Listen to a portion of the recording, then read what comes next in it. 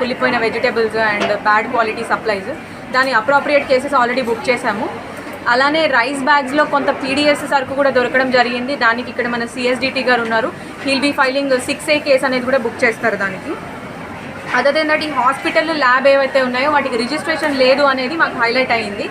So through DMHOs help college administration faculty they are applying for registration. ఈ 1.5 వీక్లో ఈ registration process అనేది జరిగిపోతే ఇప్పటి నుంచి ఇంకా అన్ని రకాల safety standards, equipments, good quality doctors అవన్నీ కూడా మెయింటైన్ అవుతాయి ఇక్కడ. దాని తర్వాత వైఫై ఇష్యూ ఒకటి రేజ్ చేసి ఉన్నారు మన స్టూడెంట్స్.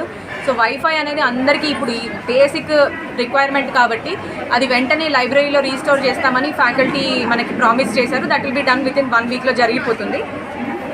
అలానే డిస్ట్రిక్ట్ అడ్మినిస్ట్రేషన్ సైడ్ నుంచి ఇంకొక డెసిషన్ కూడా మేము తీసుకున్నాము. ఎవ్రీ సండే ఇక్కడ ఒక మెంటల్ హెల్త్ క్యాంప్ అనేది we will be organizing in association with health department.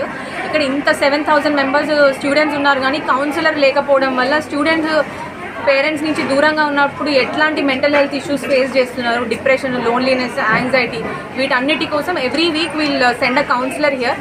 వాళ్ళతో ఇంటరాక్ట్ అయ్యి ఎలాంటి మెంటల్ హెల్త్ రిలేటెడ్ ఇష్యూస్ ఉన్నా కూడా షేర్ చేసుకొని దానికి అప్రోప్రియేట్ ట్రీట్మెంట్ ఆర్ కౌన్సిలింగ్ అనేది ఇప్పిస్తాం. So these are some of the short term ఇమీడియట్గా ఏమేమైతే సాల్వ్ చేయగలమో అది చేయడం జరిగింది.